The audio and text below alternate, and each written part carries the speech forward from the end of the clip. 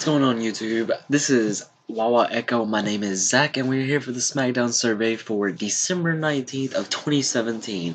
This is the Smackdown right after Clash of Champions, so here we get all of the aftermath, all of the fallout, whatever you want to call it, of the Clash of Champions. And so that's kind of what SmackDown was dealing with, although it didn't really kind of further anything else other than I guess the management tension there, which we'll talk about in a minute because that's the first segment. But overall, I really enjoyed the SmackDown, and I think it was just all around really good. There were a couple of really low points, which I'll mention, but not that many that we have to deal with. This SmackDown also did. The only thing that I noticed about it was that it's missing the Bludgeon Brothers. That was kind of weird to me. I don't know why particularly. I think it was also missing a few other people that I didn't really notice. It's missing Natalia, just a few other, but altogether still a good SmackDown. So let's go right into it. We start out with the promo that we all expected, that we all knew was coming, and that's Daniel Bryan coming out to explain the reason why he gave the Fast 3 count and to explain his actions all around on Sunday. And of course, he says that he wanted to keep it fair, that he felt like Shane was going too far and letting his emotions control him. Of course, Shane came out and tried to defend himself too, and I thought the promo work, especially from Shane, was kind of like it's average. And in fact, Shane stumbled, just like mumbled so much and was like babbling, but I do like the ending was perfect because Daniel Bryan said something along the lines of "I got to protect you from yourself" or whatever, and Shane said "I don't need protecting from you," and I can't remember the exact words and how it ended, but it ended with Shane basically saying, "Okay, you're right, I trust you," and he just left the ring, and it was all silent until he made it about halfway up the ramp. Then Daniel Bryan's music played, but other than that, it really furthers the tension between the two. But I don't know what to think of it, like because it seems like McMahon is just kind of giving up. Like he's just kind of like I don't know how to put it, but like he's just like, okay, if I'm not gonna be able to get through to Daniel, then I'm just gonna go away, whatever. But I don't think this is the last we'll see of the tension and the face to face between these two. So I'm looking forward to it. This time, the other two stayed out of it. Zayn and Owen stayed out of it, so that was really good. And now it's down between just these two. So we'll probably see something like something happen before or at the Rumble, leading up to WrestleMania. It'll be interesting to see, but overall, the promo does get an up just because of how it furthers the storyline and how it keeps you kind of suspenseful what's going to happen between the two. The first match of the night featured the Usos, who are the tag team champions, going against Shelton Benjamin, and Chad Gable. And I just feel like the Usos can never put on a bad match or never put on a below average match because this was really good. We got plenty of spots from the Usos as always. Not like that.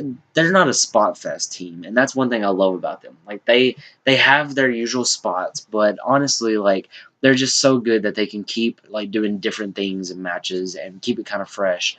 And with Gable and Benjamin. They're all athletic and talented and great. And I will say that the promo work between Gable and Benjamin kind of need some work. I don't remember if they really shot a promo during this match or if it was before, or I can't remember when, but the match was good, and actually Benjamin and Gable picked up the victory. And this is the second week in a row, I believe, maybe even third. I don't know, that the Usos have lost, and I said this last week or for last week's SmackDown, but it's interesting that the Usos keep losing, and I know this is building up their eventual loss of the tag titles, and I'm fine with that. I think I think it would be better booking if like the Usos like kept being a credible team and like win and things like that. Not that they look bad, but that like when they lose, they'll have been on such a hot winning streak that for one, it'll be unexpected, and two, whoever does take the titles from them look really good because of they just defeated like the best team ever. Either way, they are the best team in my opinion. WWE and the Shield still exists. So well, I guess sort of. Anyway, you get what I'm saying. I love the Usos, so this match gets an up from me.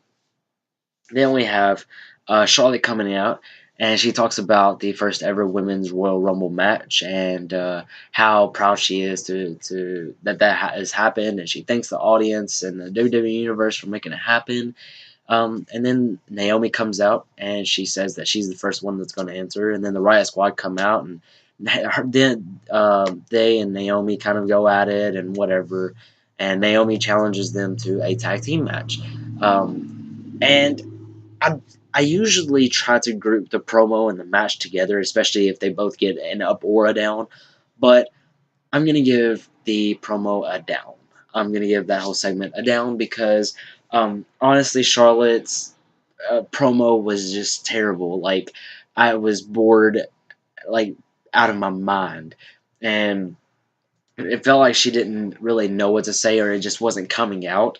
But like she didn't stumble over her words. It was just almost like she took too many pauses. It was just really weird. And of course, Naomi, she thinks she's all that. No, she's not really that great. Her promo abilities are also kind of below average. Whatever. And then Riot Squad is kind of working on themselves.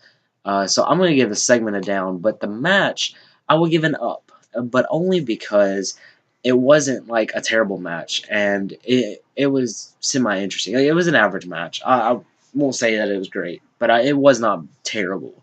And for the Riot Squad, we had Ruby Riot and Sarah Logan. They were fighting against Naomi and Charlotte. And Sarah Logan just, oh my goodness, she has looked awful in the ring since she started on the main roster, and so I'm hoping that she improves. And I know Ruby will continue to improve, and so it'll be interesting to see where I'm not like that invested in this whole Riot Squad storyline, especially since they keep losing. I want to say Naomi picked up the victory against Sarah Logan, maybe, but just not that invested in this division right now. But I guess we'll see where it heads. Now the promo of the night, and I'm talking about this is segment of the night in my opinion. I mean, this is a really good SmackDown, but like this boosts it way up there. Dolph Ziggler comes out and he cuts a fantastic promo. Now he won the United States Championship at a Clash of Champions in the Triple Threat match, and he comes out and he says that they don't deserve him, that they've forgotten that this is not his first time being champion. In fact, it's his second United States title run, and he like on the Titantron, there's a flashback of all the championship wins he's had and all the accolades, and it basically he's just he ends the promo by saying like, you don't deserve me, you don't deserve my presence, do you want something to remember me by? And he lays his title in the middle of the ring and walks off. I think this was brilliantly done. Dolph Ziggler has the charisma and he has the character and he has the ability and the promo ability especially to be able to do something like this and it really resound, because like I'm interested. I'm interested to see what happens next SmackDown and what's gonna like. I know obviously he didn't walk away from WWE, but it was so good that you almost thought maybe he like just gave up, won the title, gave up, and left the company. Like if you did not know, like if you could suspend disbelief or suspend belief, I think it's suspend disbelief for like a minute, like you would actually think that he literally just laid down that title and left and just like gone. So it'll be interesting to see what happens to him from going forward. But I really love this. So obviously it gets a huge up. Fantastic heel work by Ziggler. I don't know who he'll face. It'll be interesting because I don't want it to be Rude or Corbin, but it'll probably be Corbin because his rematch clause, whatever. The next match we'll talk about is Rusev and Aiden English versus the New Day. Now, they were all dressed up as something different. I believe I'm gonna try to get this right, but Rusev was dressed as Santa Claus. English was dressed up as a snowman. Kofi Kingston was dressed up as a gingerbread man, and I don't know what Xavier Woods was dressed up as, or Big E. But Woods and Kofi fought for the New Day on this one, and I kind of enjoyed this match. I bet it was better live, only because it was more of a live show. Like, it was more of a live match. They kind of interacted with the audience a little bit and giving out free T-shirts, and I thought that was really cool. Just to kind of break a break in the match. Although I wouldn't have had, if you had watched it, I wouldn't have had English laying up against the barricade watching the whole thing go down, because like that's a little obvious. Like, I mean, the match is still going on technically. I know what you're doing, but the match is still going on. But I really like the pancake spot. It was a little bit of comedy, and the match, like, I don't want to take away from the ability of these 4 and 5 men, and the match that they had. The match was really good, but I mean, sometimes you just got to have some comedic relief in there. Like, you got to have something that's funny, and I think that Rusev and English did very well with the pancake spot. I thought it was really funny myself, and of course, everyone saw where it was going. We all knew English was the one getting that whipped cream in the face or whatever. But like how they cleared it off the table, but like and when a wrestler is setting it up, they always like just like slam it off. But like he was just like, and then we thought that they might have slammed Woods through the table, or I think it was Woods, and but actually it was the pile of pancakes. And then they get in their bag, and then whipped cream, and then Rusev was just hilariously put like the cherry on the top. He was just like, boom, and then of course it all went down in English, got a pie in the face, or whatever. But they went back into the ring, and um, the New Day picked them off. I believe Xavier Woods picked up the victory over English. I thought this was also an interesting booking decision, considering I think they're building up Rusev and English to be world title, or not world title holders. Whoa, that's a little bit of a stretch, but tag title holders, and English and Rusev actually picked up a victory against the Usos either last week or the week before. So, and the New Day have yet to beat the Usos in like several weeks. So I guess the New Day did need a victory, but either way, it was a good match. I loved it. I was interested. Uh, so this gets an up. And the last tag team match of the card, if you haven't noticed, they have all been tag team matches. I don't think we had one singles match on the card at all. And so that's interesting. But this was a 6-man tag team match for in the main event. It pitted Orton, Nakamura, and AJ Styles versus Owens, Zayn, and Jinder Mahal. Uh, and this match showed exactly why AJ Styles is head and shoulders above all the rest of the men in the ring, and why Jinder Mahal is head and shoulders below all the other men in the ring. Now, we had some really talented people in this match, and it really showed this match was. It did a good amount of allowing everyone to show kind of their abilities, or in Mahal's case, disabilities. Um, but also gave very little spotlight to the Singh brothers. They kind of got theirs at the end whenever they tried to get involved. Although this is one problem I do have with the match. One of the Singh brothers hit Nakamura.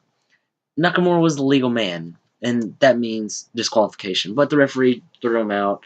Then Randy Orton hit an RKO on Mahal, and he can't take an RKO. Um, and so Mahal was dispatched, and then he dispatched both the Singh brothers with the elevated DDT, or IEDDT is what they used to call it. I don't know what they call it now. Um, but what and then one move that was interesting was when Styles went for the phenomenal forearm. I think it was on Kevin Owens. I kind of see what they were doing, because everyone's wanting Orton to turn heel again, and everyone's just waiting on it. And I think Orton likes to tease it sometimes to keep the audience invested. But um, he was going for the phenomenal forearm, and Randy kind of like lifts up his arms like as if he's going to catch AJ Styles midair. Although, of course, with the positioning, he would never be able to. But he kind of jumps up like this and like pushes AJ Styles into Owens, which doesn't really do anything, but let's just pretend it does. And then the ending sequence involved Nakamura hitting the Kinshasa on Sami Zayn for the victory. All through this match, I was thinking to myself, who needs this victory the most? Because I knew that the faces were going to get the victory. But I was hoping that it was Nakamura, and I was right. So I think that was very good. I think the match was just really well done, and it ended with all three of the faces kind of celebrating their win. And so I'm gonna give that match an up as well. And we end with the ups absolutely dominating. There was only one down, 6-1. So overall, really good SmackDown. And if you disagree with me, feel free to leave a comment below and tell me where I think you think I went wrong, or if something I missed something. Let me know that. But if you like this video, hit the like button. Subscribe for all of our content. As you'll see, we have a lot of content to upload, but we also are gonna keep going. Raw rundown next week, and then SmackDown survey also next week. We have um, the Clash of Champions aftermath and reactions coming up. So keep an eye out for those. Subscribe so you don't miss anything. But we thank you for watching. We've enjoyed this SmackDown and the SmackDown survey. So I guess I'll be out of here and see you next week. Peace.